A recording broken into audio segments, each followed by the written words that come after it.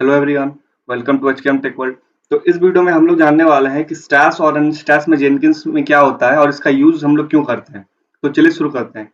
Generally ऐसा समझिए, stash एक तरह से टेम्पोररी मेमोरी का होता है। ऐसा समझिए, जेनकिंस में एक तरह से स्टैश क्या होता है, टेम्पोररी मेमोरी होता है। मान लीजिए स्टेज ए है आपका, स्टेज ए में आपका जितना भी फाइल फोल्डर होगा आपके वर्कस्पेस में, जो जॉब के वर्कस्पेस में, और जब आप स्टैश का यूज करते हैं तो जेनकिंस क्या करता है, उस जो भी फाइल फोल्डर उस स्टेज में होगा उसको अपने टेम्पोररी मेमोरी में रख लेता है। और हम लोग ये स्टैश को दूसरे स्टेज में भी यूज कर सकते हैं। मैं एक एग्जांपल लेता हूँ, आपको इसका यूज अच्छा से पता नहीं चल रहा होगा तो मैं एक यूज केस बताता हूँ आप लोग को। जनरली क्या होता है, हम लोग multiple number of stage use करते हैं, ठीक है, अपने जेनकिंस पाइपलाइन में। अब हम लोग ऐसा भी करते हैं कि स्टेज ए को हम लोग चलाए वर्कर नोड ए में, स्टेज बी को चलाए हम लोग वर्कर नोड बी में। तो इस केस में क्या होगा, मान लीजिए स्टेज ए में आप क्या कर रहे हैं, कोड को गिटहब से डाउनलोड कर रहे हैं, और स्टेज बी में आप कोड को पैकेज में बना रहे हैं, मतलब कंपाइल कर रहे हैं। तो स्टेज ए में जो भी फाइल फोल्डर डाउनलोड होगा वो तो वर्कर नोड ए में होगा, पर उसको वर्कर नोड बी में आप कैसे यूज कर सकते हैं। तो इस केस में क्या करना पड़ेगा, आपको जो भी file folder worker node A में है उस सबको आपको वर्कर नोड बी में ट्रांसफर करना पड़ेगा। तो ये कैसे कीजिएगा आप, क्योंकि हमारा डायनेमिक वर्ल्ड में क्या होता है, हम लोग डॉकर कंटेनर का यूज करते हैं, हम लोग डायनेमिक प्रोविजनिंग का यूज करते हैं। तो उस केस में हम लोग क्या करते हैं कि डिफरेंट हम लोग मान लीजिए स्टेज वन में आप कोई कंटेनर लॉन्च किए, मतलब आप डायनेमिक प्रोविजनिंग यूज कर रहे हैं। तो स्टेज वन में क्या होगा, एक कंटेनर बैकएंड में लॉन्च होगा, उस पर आपका जॉब रन करेगा, और जॉब रन करने के बाद मान लीजिए गिटहब से सारा फाइल फोल्डर डाउनलोड किया और अपने वर्कस्पेस में रखा। पर ये सब काम जैसे वो कंप्लीट करेगा तो क्या होगा, उसके बाद वो पूरा का पूरा कंटेनर ही टर्मिनेट हो जाएगा, डिलीट हो जाएगा। तो उस केस में जब आपका स्टेज टू चलेगा तो उसको वो फाइल फोल्डर मिलेगा ही नहीं, तो वो उसको कंपाइल क्या करेगा, पैकेज कैसे बनाएगा। इस केस में स्टेज स्टैश का और अनस्टैश का बहुत ही अच्छा यूज केस है, यही एक अच्छा सा यूज केस है।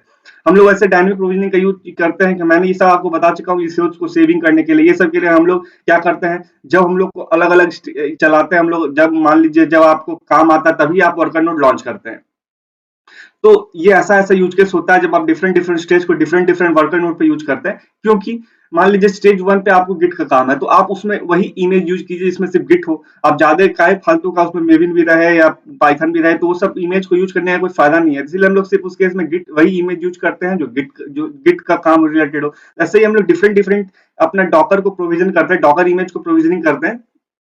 ये सब मैंने अपने पिछले वीडियो में आप लोगों को ये सब बता चुका हूँ कैसे प्रोविजनिंग करते हैं। तो इसीलिए हम लोग डिफरेंट डिफरेंट वर्कर नोड का यूज करते हैं डिफरेंट डिफरेंट स्टेज के लिए। तो इस केस में स्टैश का बहुत ही अच्छा यूज केस है। मतलब हम लोग क्या करते हैं, हम लोग मान लीजिए आपका गिटहब से साथ जो भी फाइल फोल्डर डाउनलोड हुआ, डाउनलोड करने के बाद हम लोग क्या करते हैं, उस सारा फोल्डर फाइल जो भी चीज है, सारा कोड है, सारा को हम लोग स्टैश में रख देते हैं। स्टैश एक तरह से टेम्पोररी मेमोरी होता है, ऐसा समझिए, ठीक है।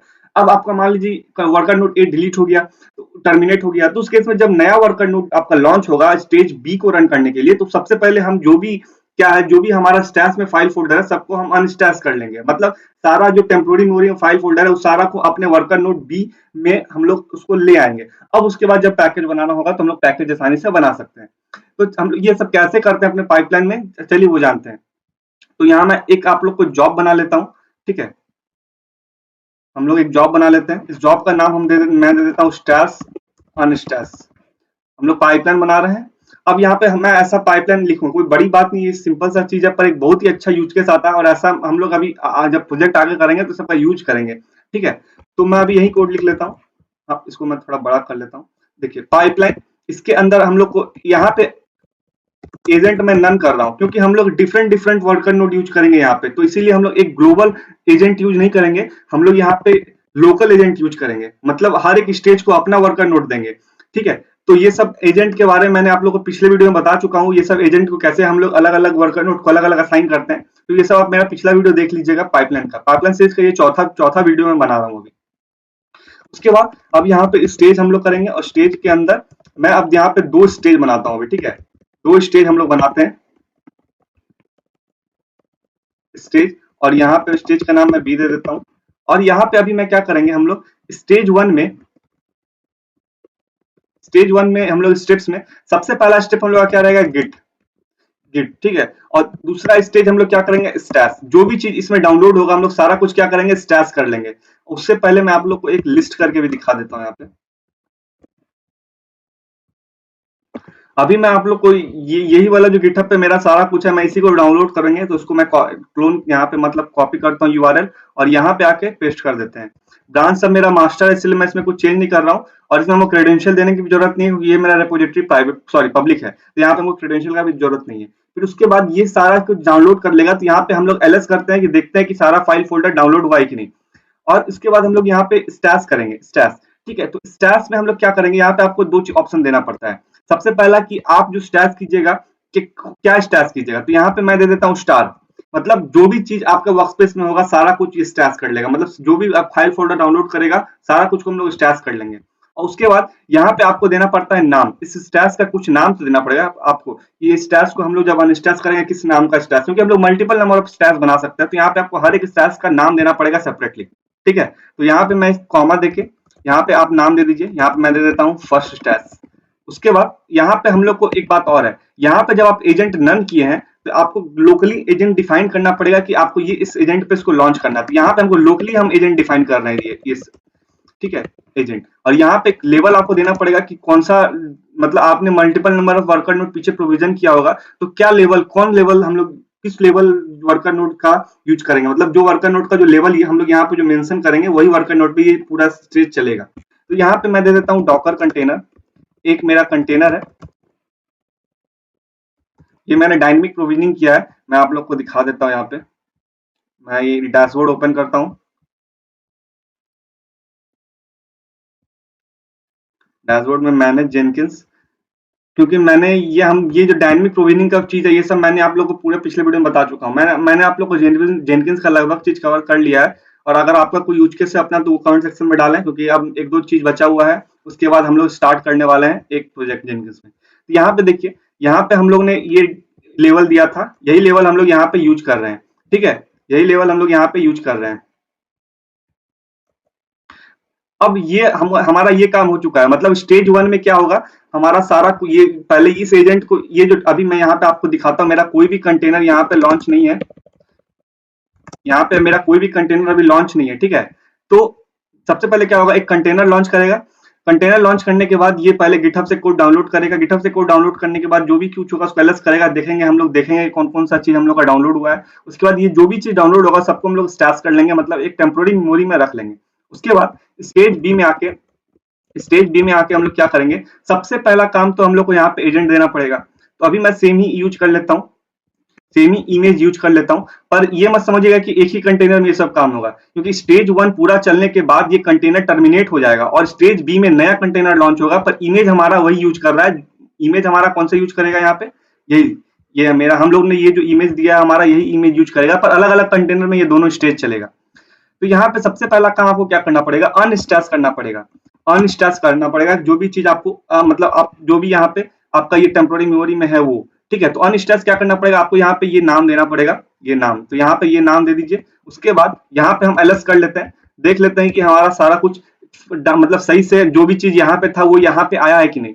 उसके बाद अभी मैं सिंपल सा यहाँ पे बस यही रहने देता हूँ, मैं पैकेज बिल्ड लोड नहीं करूंगा। अभी हम लोग खाली अगर यहाँ पे एलएस करने के बाद ये सारा कुछ आ जाएगा, इसका मतलब सही से काम हो रहा है। अभी फिलहाल अभी मैं एक बार आपको बिना अनस्टैश किए आप लोग को दिखाता हूँ, तो यहाँ पे देखिएगा अभी इसमें इस लोकेशन पे कुछ नहीं होगा। उसके बाद हम लोग अनस्टैश करके भी देखेंगे कि दोनों में डिफरेंस क्या आ रहा है। ठीक है, तो इसको मैं सेव करता हूँ। अब इस यहाँ पे अभी हम इसको रन करेंगे, इस जॉब को मैं बिल्ड कर रहा हूँ, ये जॉब बिल्ड हो रहा है हमारा। ठीक है, इसमें लगता है थोड़ा सा हम लोग ने कॉन्फ़िगर में गलत किया है, एक बार मैं फिर से कॉन्फ़िगर ओपन करके देख लेते हैं हम लोग। यहाँ पे मुझे लग रहा है मैंने एक चीज यहाँ पे स्टैश में यहीं पे स्टैश में आप लोग को ये करने से पहले यहाँ पे एक चीज लिखना पड़ता है, इंक्लूड्स। ठीक है, कि स्टैश में आप लोग को ये सारा कुछ को इंक्लूड्स करना है। उसके बाद यहाँ पे आपको सेमीकोलन लगाना पड़ेगा। ठीक है, ये हमारा सिंटेक्स है स्टैश को यूज करने का, स्टैश इंक्लूड सेमीकोलन, और फिर यहाँ पे आपको देना पड़ेगा कौन सा फाइल फोल्डर को आप स्टैश करने वाले हैं, उसके बाद यहाँ पे स्टैश का नाम। तो ये आप लोग का सही सिंटेक्स है स्टैश को इसको अब मैं सेव करता हूँ, इस बार ये सही से चलेगा। और इसको इस बार मैं बिल्ड करता हूँ, तो यहाँ पे आप देखिएगा ये अब सही से यहाँ पे हमारा काम स्टार्ट हो जाएगा यहाँ पे। तो यहाँ पे फिर मेरा कुछ लगता है सिंटेक्स एरर आ गया है, देख लेते हैं हम लोग क्या एरर है, स्टैश में एरर आया है कि कोई डिफरेंट सा एरर है। तो इसका कंसोल अगर आप खोलिएगा तो यहाँ पे स्टैश में एरर है, और यहाँ पे मैंने एक चीज और मिस कर दिया यहाँ पे। तो ये सब थोड़ा ध्यान देने की चीज है, पर ये सब यही सेम सिंटेक्स यूज होता है। सिंटैक्टिकल एरर है ये। इसमें जनरली क्या होता है, आप लोग को यहाँ पे डिफाइन करना पड़ेगा कि ये नेम ब्लॉक है, ठीक है। यहाँ पे आप लोग को क्या डिफाइन करना पड़ेगा, ये नेम ब्लॉक है और इस नेम का हम लोग ये नाम दे रहे हैं, बस यही एक अंतर है। इंक्लूड्स में आप लोग क्या करते हैं, यहाँ पे मतलब बताते हैं कि ये सब इंक्लूड करना है, ठीक है। और उसके बाद यहाँ पे नेम में बताते हैं कि कौन सा नाम इस टास्क का देना है, और ये इसके बाद ये सही है, इसको मैं सेव करता हूँ और इस बार हम लोग बिल्ड करेंगे तो ये बिल्ड होगा। यहाँ पे आप देखिएगा ये बिल्ड अब स्टार्ट हो जाएगा, यहाँ पे बिल्ड नंबर 3, और इस बार ये सक्सेस बिल्ड हो रहा है। अभी देखते हैं सक्सेसफुल होता है कि फेल होता है। इसका अगर आउटपुट आप खोलिएगा, तो अगर इसका कंसोल ओपन कीजिएगा तो यहाँ पे देखिएगा कंसोल में, तो ये देखिए ये इस बार सही से स्टार्ट हुआ और यहाँ पे वेटिंग कर रहा है इसको ऑनलाइन करने के लिए। मतलब अब यहाँ पे एक कंटेनर लॉन्च कर रहा है। अगर मैं आप लोग को दिखाऊं पिच बैकएंड में, तो अगर आप लोग यहाँ पे हम लोग देखें डॉकर पीएस करके, तो यहाँ पे देखिएगा एक कंटेनर 42 सेकंड पहले यहाँ पे लॉन्च हुआ है और ये इमेज कौन सा यूज कर रहा है, यहाँ पे विनायक जेनकिंस मेमिंग, जो हम लोग इमेज वहां पे दिए थे। अब ये कंटेनर यहाँ पे देखिए, ये यहाँ पे अब ये अपना काम चालू कर रहा है। यहाँ पे सब कुछ धीरे धीरे यहाँ पे अब धीरे धीरे ये प्रोसेस होगा। यहाँ देखिए क्लोनिंग कर रहा है, यहाँ पे क्लोनिंग करने के बाद यहाँ पे अपना सारा क्लोन करेगा, जो भी चीज है क्लोन। उसके बाद यहाँ पे एलएस करेगा, एलएस का लिस्ट होगा कौन कौन सा फाइल यहाँ पे क्लोन हुआ है। उसके बाद यहाँ पे बताएंगे, उसके बाद ये सारा कुछ स्टैश करेगा। ये क्लोन हो रहा है तो इसको क्लोन होने देते हैं, उसके बाद हम लोग आगे का प्रोसेस देखते हैं। तो ये देखिए क्लोन हो चुका है और यहाँ पे एलएस किया है और जो जो कुछ यहाँ पे हमारा था वो सारा कुछ क्लोन हो चुका है। यहाँ पे अगर आप यहाँ पे देखिएगा सारा कुछ यहाँ पे क्लोन हो चुका है। और क्लोन होने के बाद ये स्टैश हुआ। स्टैश होने के बाद ये क्या करेगा, बैकएंड पे ये जो कंटेनर हमारा लॉन्च था, इस कंटेनर को टर्मिनेट करेगा। ये देखिए ये कंटेनर को टर्मिनेट कर दिया है नर्वस सेकंड्स, और यहाँ पे 4 सेकंड पहले एक नया कंटेनर लॉन्च किया है। और ये कंटेनर जो है हमारा कहाँ से आया है, ये कंटेनर स्टेज 2 का कंटेनर, स्टेज 1 का कंटेनर हमारा टर्मिनेट हो चुका है, ठीक है। और स्टेज 2 का कंटेनर में सबसे पहला काम जो हमारा क्या होगा, अनस्टैश होगा। और अनस्टैश करने के पर यहाँ पे अनस्टैश हम लोग ने अभी किया नहीं है, तो ये अनस्टैश नहीं करेगा और एलएस करेगा, तो यहाँ पे कुछ प्रिंट नहीं होगा क्योंकि एलएस करने के बाद इसके पास कुछ था ही नहीं। यहाँ देखिए कोई फाइल फोल्डर लिस्ट नहीं हुआ है।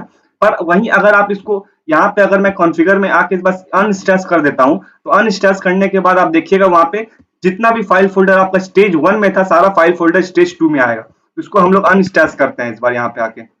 इसको मैं सेव करते हैं, हम लोग सेव करते हैं और सेव करने के बाद हम लोग बिल्ड स्टार्ट करते हैं और ये बिल्ड होने देते हैं। ये देखिए यहाँ पे चौथा नंबर बिल्ड स्टार्ट होगा, यहाँ पे। इसका अगर आप कंसोल देखिएगा तो ये अपना काम स्टार्ट करा, तो ये पूरा प्रोसेस कंप्लीट होने देते हैं, फिर मैं वीडियो स्टार्ट करता हूँ। तो यहाँ पे देखिएगा आप, देखिए स्टेज 1 में सारा गिट हुआ, एलएस किया तो ये सारा फाइल यहाँ पे आया। उसके बाद ये स्टैश हुआ और स्टैश होने के बाद यहाँ पे जब एलएस करेगा, इस बार यहाँ पे अनस्टैश होने के बाद सारा फाइल फोल्डर आ चुका है। आप लोग को हम उम्मीद करता हूँ समझ में आ चुका होगा स्टैश और अनस्टैश क्या होता है। अगर आपको कोई डाउट हो तो कमेंट सेक्शन में पूछ सकते हैं। तो फिलहाल इस वीडियो के लिए इतना ही। Thank you.